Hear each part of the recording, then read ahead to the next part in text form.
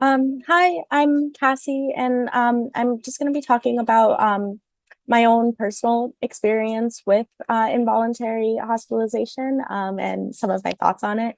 I just kind of like want to foreground kind of like what talking about this means to me. How I ended up speaking at this conference is I wrote a piece about it and asked my school newspaper to publish it just because I felt like there was so little visibility and so little conversation happening around this topic, but I felt like it was happening all the time and that it was deeply impacting people, but there was no conversation, and that was making people feel really isolated and all this like shame and like conditioning people to stay silent about that. So do both to the stigma about people who receive mental health interventions and the misconceptions about that. There's very little conversation around it. And there's this risk in talking about this in that sometimes people have all these conceptions about how the mental health system operates and what kind of people certain things happen to. And sometimes when you talk about it, you risk invoking all those conceptions onto you. But I think it's really important to work to disrupt that dominant narrative and try to bring more visibility to what's happening. So for me, in June of 2021, I was committed to the Chicago Medicine psychiatric ward against my will. And as I discussed my experience with others, including people who worked in the mental health field, I was often met with surprise about what I had endured because they assumed the system to be benevolent. And my experience definitely was not. People would say things to me like, oh, like you're better now, or I'm glad you got help, or things like that. And I would just be like, no, that's not what this was. And I just like realized that it was, they had such like a strong belief, and they had been so indoctrinated into these conceptions about how this field operates and how it treats people. That the actual realities of what people endure was completely contrasting to that. And I was somewhat familiar with that because throughout the year prior, I'd been getting really interested in the intersections of abolition and disability justice. And I've been specifically thinking about the way psychiatrization is carceral. And I've been getting really interested in this topic. So as a result of that, from the moment that my campus police came to my door, I knew that what followed wasn't going to be care. And even though I knew about what was going to happen and like could try to brace for it, it was still really traumatizing and dehumanizing. And but also like I knew that that was just the way that the system operates and how horrible that was. So yeah, so here's my story. So I had been doing an internship in a neuroscience laboratory.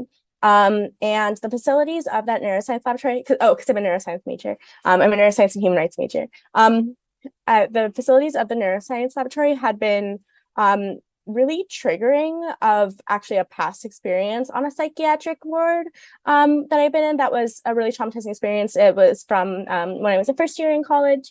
And the facilities were causing me to have flashbacks and flashbacks that were very intimately related to some of like the worst moments in my life, and also moments where my mental health had been the worst. So on Saturday morning, after 1 week of having been in this facility and just having like just feeling so distressed all the time, so I called the school counselor, like student wellness, like hotline, because that's what everyone tells you to do. Like all the signs everywhere say like if you're struggling, like reach out.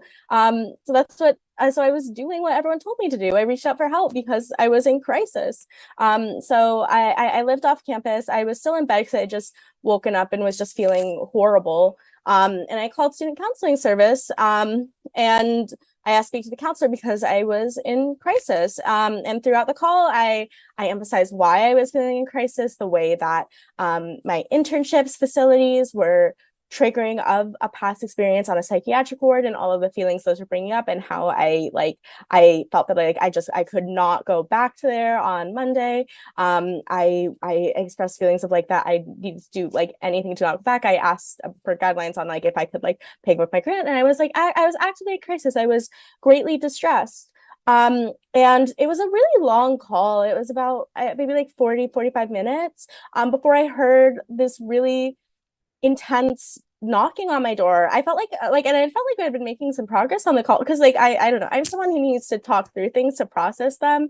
I feel like keeping it all inside just like ferments and makes it worse, which is unfortunate because the way that our culture is, you so often have to stay silent about the most intense things that you're feeling. But I heard this really intense banging on my door, and it sounded like they were going to break down the door. So I ran and opened it. And several male campus police officers all came in. I wasn't really dressed. Because I had just woken up. I was only wearing like a shirt that I sleep in and nothing else. So I was really distressed that there were all of these people and they were all police. And I had been crying like throughout the whole call, and I had been in crisis when I initiated the call. And I expressed that I was really upset, but I wasn't in any imminent danger. And one officer told me to sit down on this folding chair that was in my bedroom. There was a pair of jump pants on the floor, so I pulled them on just because I was really uncomfortable because I wasn't dressed and there were all these people. And another officer took the phone with the counselor on the other end and walked away with it. I don't know what they talked about, but he eventually ended the call. But I thought they had observed that I was like fine and that further intervention wasn't needed. I thought that they would leave. But another officer who had been walking around my apartment came up to me and told me to turn around, which I did. And then when I complied, they handcuffed me. And I hadn't been resisting them. I hadn't been not obeying anything. They hadn't told me to do anything. They had told me to sit down. They had told me to give them the phone, all of which I had done. So I don't know. I don't know if that's standard procedure or whatever, but they handcuffed me and guided me toward the door. I asked if they could grab my keys as we moved toward them. So because I wanted to be able to get back into my home afterwards, an officer took them and they took me downstairs. And there were 4 police cars outside of my building. And one of the officers suggested that I might be more comfortable riding with an officer who was a woman, which I thought was weird. That why were they only considering my comfort in relation to gender then and not like in terms of when I had been directly handling my body? I feel like I don't know. I feel like the gender of the driver is one of the places where it's like the least relevant, but it was the only time when they considered it. Because it had been all men who had entered my apartment when I was not dressed. It had all been men who had been physically handling me. And during so anyway, I ended up in the car.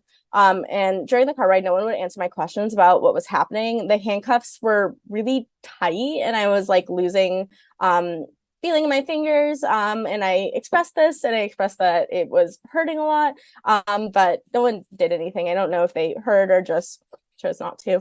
And I got driven through my campus. I remember feeling really scared that someone would see me because I lived off campus and kind of on the other side from where the like medical campus is. And they drove me through to the emergency room. And then they took me out of the car and they eventually took off the handcuffs and left me in a room on a gurney. They took away the very little clothing that I had and gave me a hospital gown. I asked for water and information at really any opportunity that they would give me, but I wasn't given either.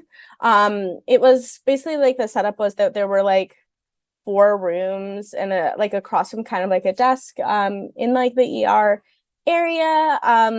And I was in one of those. It was like it was hard. There were no windows. I had no sense of what time it was or anything. They just like wouldn't they wouldn't give me any information. And I was super distressed because I felt like I was on a path to, but ending back up in a psychiatric ward, which I ultimately ended up being. But that was the exact thing that I had cited as being traumatic. That was how this whole thing got started for me was that I was having flashbacks to trauma from a psychiatric ward, and then they're putting me exactly back to there. So like very explicitly going to be re-traumatized by nature of what it was, and then also everything they were doing.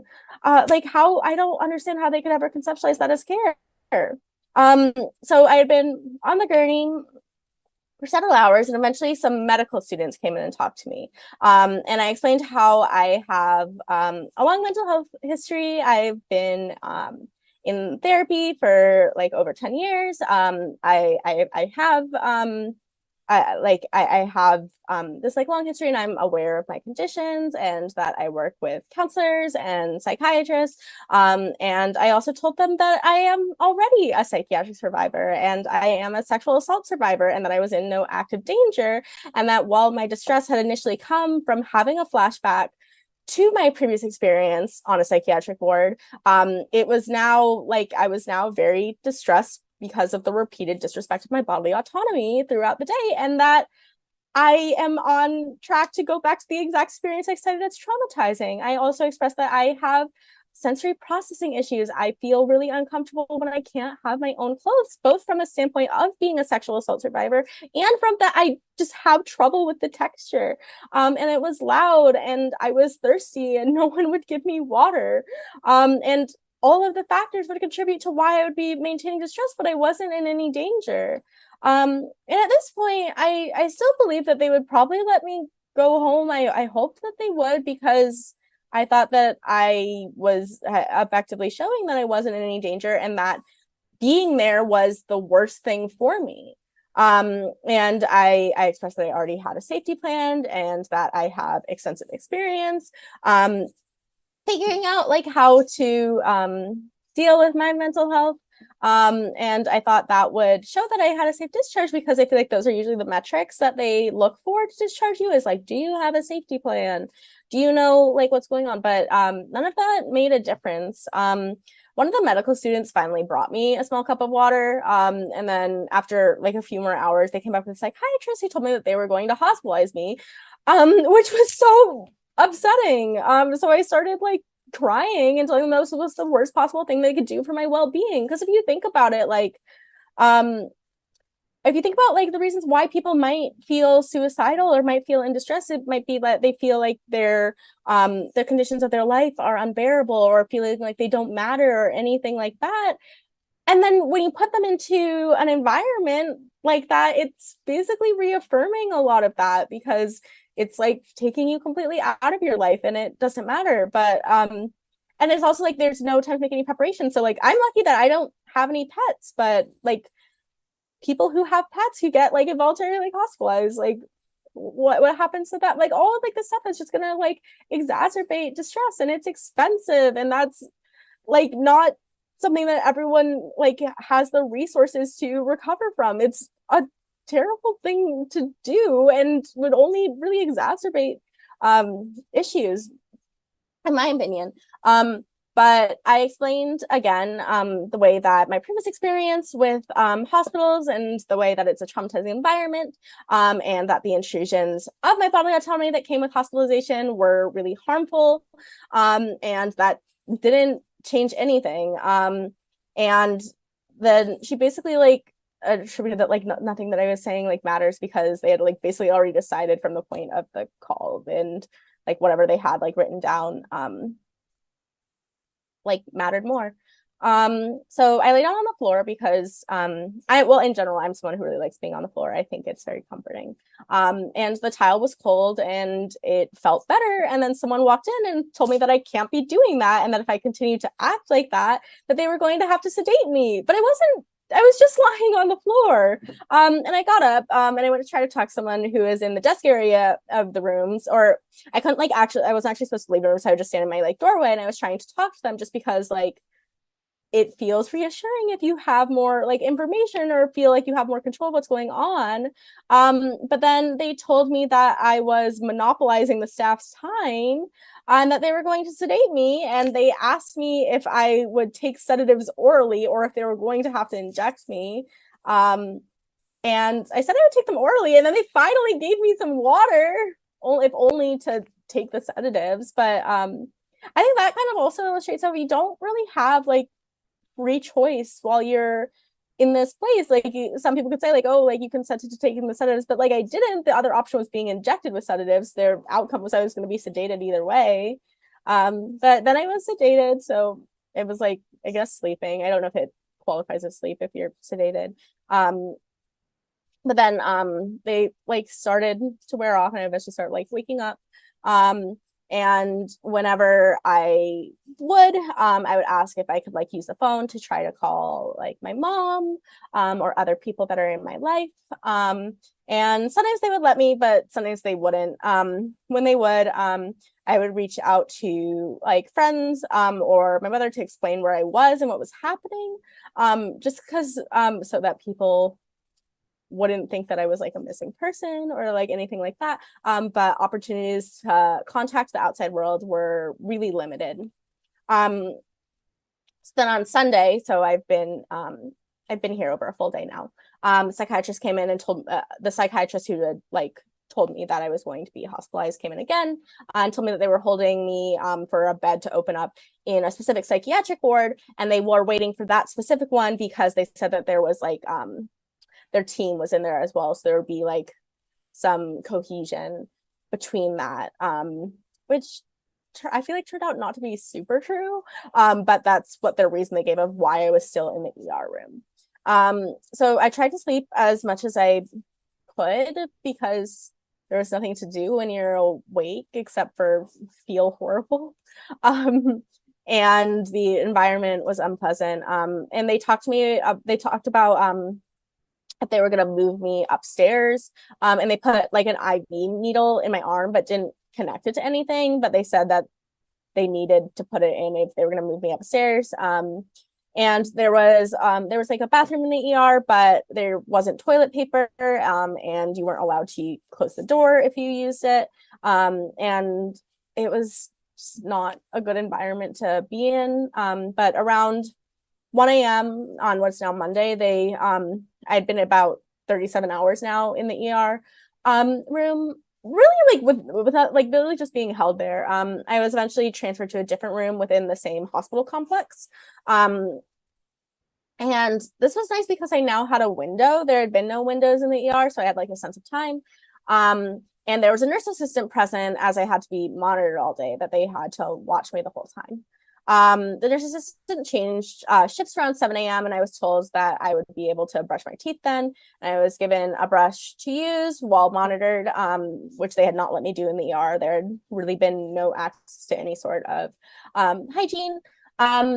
And they let me shower, but I was required for the nurse's assistant to watch me the entire time, and I was not allowed to hold this soap myself. And I asked like what they thought I would do if I was allowed to hold my own bottle of soap while I showered. And she responded that I could eat the pump, and that when someone's in for what I'm in for, they have to take precautions. And I asked what I was in for, and she didn't know. Like I said, like, what exactly am I in for? And she didn't know. So I think that was very reflective of that, just based on the assumption. She just like based on the fact that I was there. She had made all these assumptions about me, about my capacity, about what I would do, and all of this stuff. And and from that, had decided that I wasn't even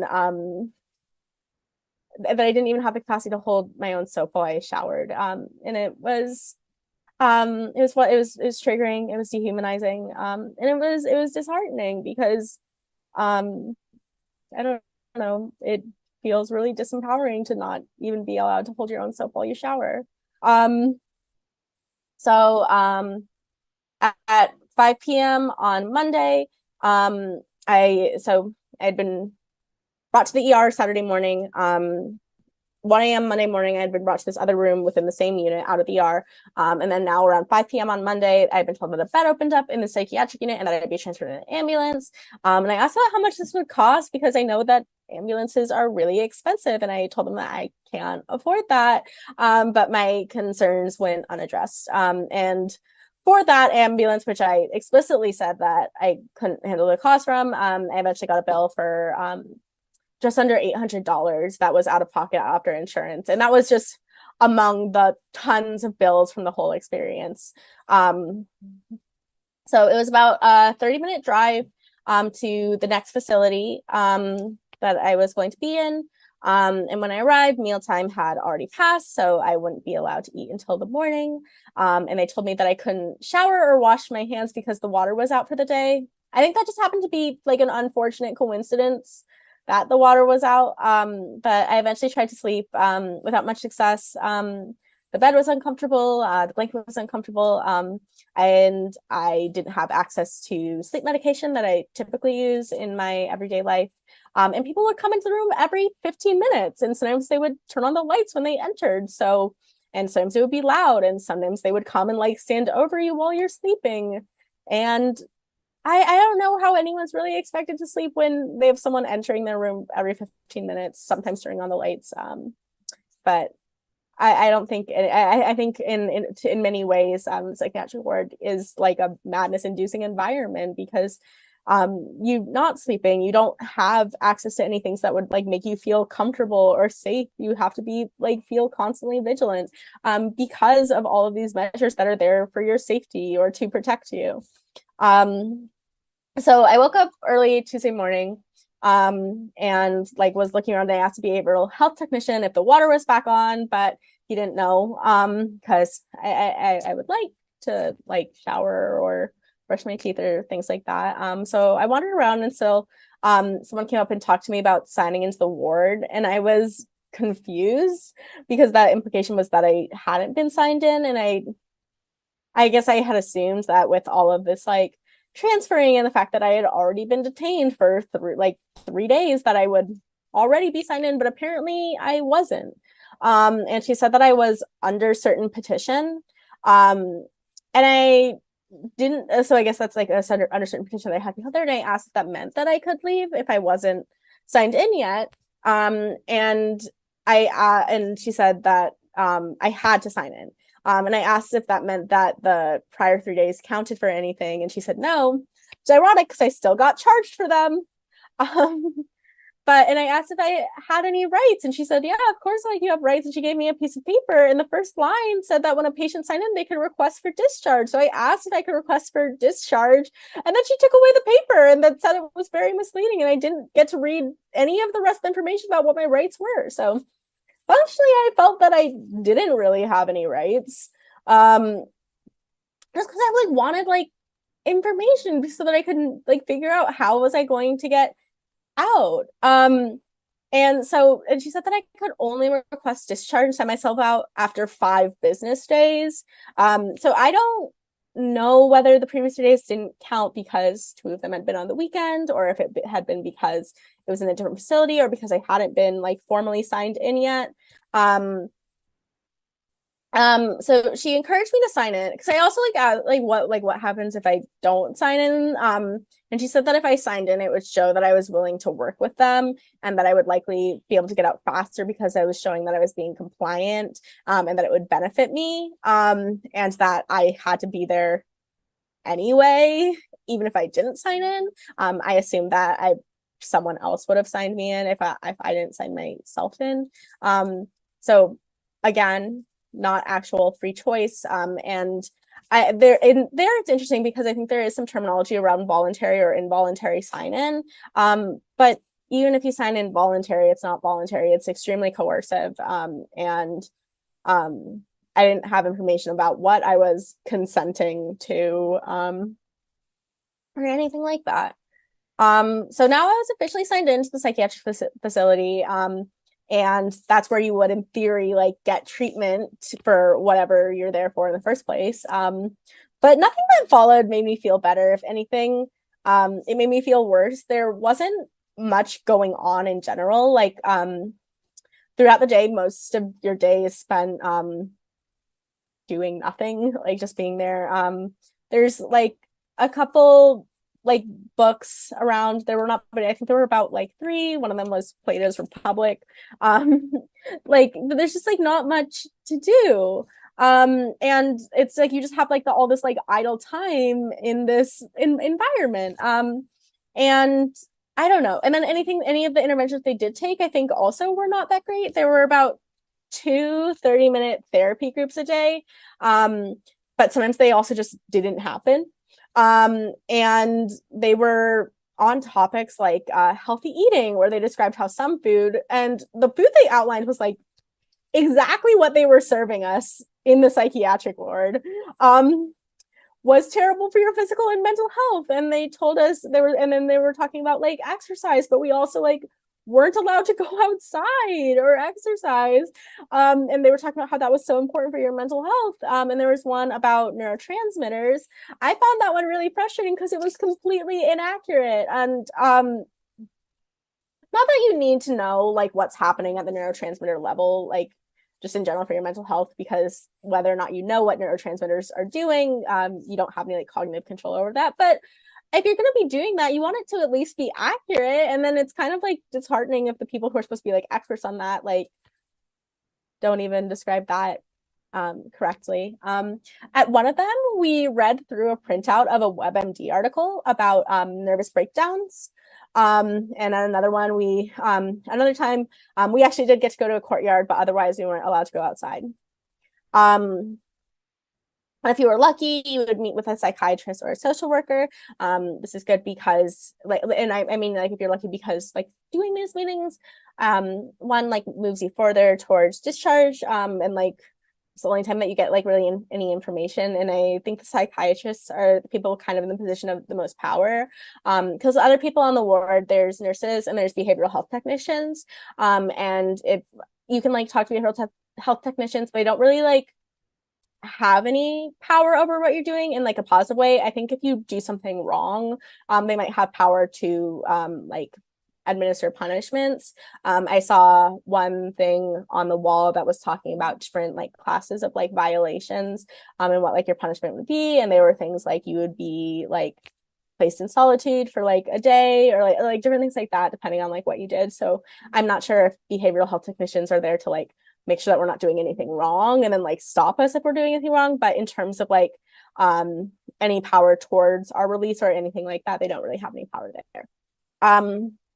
So with a psychiatrist on Tuesday, and the reason they had taken so long to transfer me to the ward is because they wanted the hospital to be the same medical team as the one that had worked with me in the ER. But so far, I hadn't interacted with anyone from the ER, and the new practitioners didn't really seem to be in that much communication with the prior ones, because I found myself explaining the exact same thing about my circumstances anew in each conversation. And every time I met with someone, it was like back to square one. It was back to, oh, like you made this call. This is like what you said in this call. And there was no account for what had happened in between. I also do want to note that on Saturday, so Saturday was the day I was brought into the ER, I was able to call the person who was like the head of my internship, and we arranged for me to not have to go back to the same lab. So the thing that had caused my like distress and I was afraid to go back to had been resolved like on the Saturday. And I had expressed that. I expressed that that had been what had made me distressed and that it was already resolved. I had already figured it out, but that didn't make any difference. It was always just back to like in your moment of crisis and basically like, trying to get me to justify that or whatever, and it like there's no account for anything that happened in between.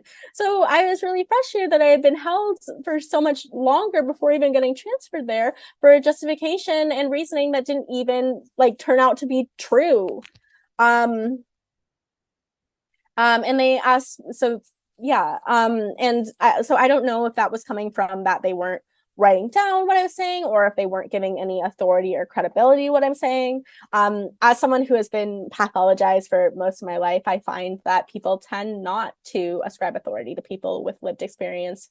And it's this very like negative cycle, is they sort of make this justification of like, oh, you're crazy, and they dismiss everything that you say because they see you as crazy, and any sort of like any sort of argument that you make that you know what's going on, they dismiss like by virtue of that they have marked you as crazy.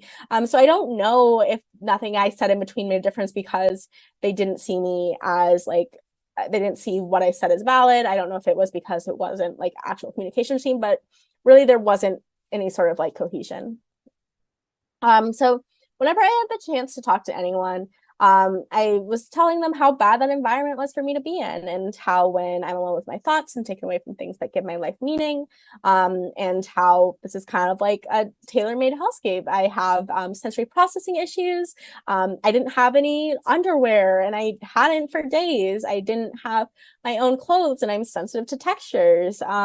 It's like there's a lot of like noises and sounds and smells and all of that stuff, and I had been taken away from anything that gives me joy and comfort in life. I haven't been able to sleep. I haven't like all of this stuff, and there's just these infinite indignities, and dehumanization and pathologization and infantilization that you're subjected to, and that I was in the exact environment that I described as being traumatic in my initial call to the mental health services, and that my time in my hospital wasn't helping me, and if anything, it was making things worse. And I hoped that I would get discharged soon. So I just like kept expressing this. And eventually on Wednesday, I saw a social worker and I asked if we could talk about discharge, and she said no. And she said that because she had talked to me yesterday, she had other people to see today. So if you talk to someone one day, they can't talk to you the next. So those few days were miserable. I was really bored. I was sleep deprived. I didn't have any of my own clothes or underwear. And whenever I mentioned these factors, they would dismiss it as a comfort issue, as though that wasn't related to overall well-being. I limited contact with the outside world. There were designated times for phone use, but the schedule wasn't always followed, and sometimes it would change. It was basically that there were like hooks on the wall, and if the phone was up on the hook, then you were allowed to use them. And I would try to call my mom, but because my mom's phone number is out of the state from where I was being held, some of the nurses' chances had to dial it, but they weren't always willing to do so, even during phone time. And then because like where I go to college, a lot of my friends also have out-of-state numbers, so I basically wasn't able to call anyone on my own. I always had to ask like the nurses station to do it, and they weren't always willing to do it. And if someone called for me outside of phone time, I wouldn't necessarily be told about it. After I got discharged, I talked to people and they were like, oh, like I would try to call you, but then I was like, I never knew that you were trying to call me. So there's like no person, which is also hard because if you feel like no one notices or cares that you vanish from your life, it can cause you a lot of despair. And later in the day on Wednesday, I talked to yet another psychiatrist. It was a third different one during my stay, who didn't seem to know anything that I had told either of the previous ones. And she asked me again about the call on Saturday, like acting as though it had just occurred. And I did my best to summarize what I had previously said about my time there so far, both in the ward and in the ER, and that I wanted to get out. And when I brought that up again, they said they needed to gather collateral in order to discharge me. And I asked what that meant, but they didn't answer me. Only after discharge, I looked further into understanding what collateral was. And apparently it's information about me and my conditions that the institution was collecting to inform my treatment and release plan. And again, showing how they ascribe much more authority to people other than the person who was having that lived experience. And they asked me to sign a release of information so they could talk to the dean of the college. And I asked what would happen if they didn't sign it. And they said it didn't matter because the college already knew I was in the ward because I'd come via student counseling, student counseling's report. This was also odd because when I did get discharged, I got an email about meeting with the dean, like about that stuff, but then they never met with me. So there wasn't actually like really even any follow-up on that.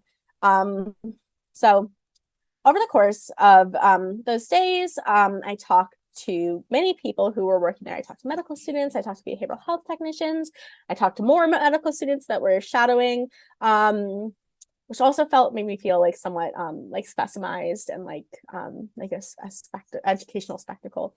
I talked to psychiatrists and social workers, but I felt like no one had a sense of me as a person, and there was a lot of inconsistency between what different people told me. At one point, a nurse came up and injected me with a shot without obtaining my approval. It turned out to just be vitamin D, but when I was in the ER, they told me that they would not give me any medication without my explicit consent. They told me it would be with my informed consent that I would understand everything that I was being given, but I just received a shot without knowing what it was and without like being asked. And it showed that that previous promise that I wouldn't be given any medications without my full consent and understanding was completely hollow. And I also feel like you should never administer something to someone like that without their consent, or without telling them what it is. Um, and even with each person individually following policies and procedures, they acted, how they acted really had nothing to do with each other. And or even like the experience of care. And people did like the exact things that were in direct contrast to what other people said they would do. And each person was just like following their sort of like bureaucratic procedures, but not really like thinking about like what of the whole is like going on. I eventually got discharged on Thursday. I didn't really have a sense that anything had changed since I had originally been detained, or between the earlier times when they said that they like wouldn't discharge me. And yeah, they eventually, I was in like group therapy, and the psychiatrist and the medical students came and told me they were going to discharge me later that day. It ended up being several hours between when they said they were going to discharge me and when I actually got discharged. And they called me an Uber, and they told me to strip my linens and take my possessions. My possessions were basically like a roll of toilet paper, and they give you like a composition notebook. And I asked for my shoes, my other belongings, but they didn't give them to me until like the Uber had already arrived. Basically, from like Saturday morning to Thursday night when I was held, I like did not speak to any sort of like therapist or counselor type person or anyone that I could identify as such. And outside of the initial call that was for the hospitalization. And from that time, nothing about my treatment plan changes, nothing about my circumstances changed. And all that had happened was the passage of time in the enforcement of their holding procedures. It felt like an algorithm of them protecting themselves from liability. There was functionally nothing different about me, nothing that made me safer. If anything, I felt more unsafe. I felt my mental health was much worse. And I know this is the experience of a lot of people. There's research showing that people are much more likely to attempt suicide after an involuntary hospitalization that has detrimental effects on people's mental health. And that was just like an arbitrary amount of time. I think about this a lot too, like within like the context of like civil commitment and pathologization. So as I understand it, had I not been discharged after like 5 business days when I can like request discharge, that's when it comes to the question of like, will they or won't they? And if they decide that they won't, they can just like hold you indefinitely. And even in that ward, I think there might have been some people who were experiencing that. I talked to other people who were around, and some people had been there for months. I was there in June. I was talking to someone who told me that they had been there since April. I talked to someone else who told me that they didn't know how long they had been there. And it's so arbitrary. It's basically so much authority is given to people like psychiatrists, and no matter what the actual truth of their circumstances are, of your circumstances are, they can just say whatever they want to hold you indefinitely. And it really like it's a very pathologizing and carceral experience. It's saying that because you are doing something that is deemed pathological, then you don't get to have autonomy or rights or freedom of movement. And then they justify that to contain your body and to take away all sorts of access. And that can have implications that go on massively. You can get there, it impacts your ability to get jobs if you've been psychiatrically hospitalized. Certain diagnoses can impact your ability to vote because you aren't deemed as rational enough to make your own decisions. It's a huge financial burden that can be devastating for people. And sometimes like small mistakes like these calls can get people trapped in these systems for the rest of their lives. And I don't know. I just think that it's really important that no one should be dehumanized in the very place that they seek care, and no one should be dismissed because their experience doesn't match the public narrative. And we shouldn't be punishing people for being in crisis when we are reacting to a very horrible like circumstances. If you think about our society and the way that people aren't supported, the way people are isolated, and the way that our society puts people in these positions and then gives people no support, and then just says it's something wrong with you, it is your fault, and completely erases all of their circumstances, and then uses that as justification to contain people indefinitely. Um, yeah, and that's my story.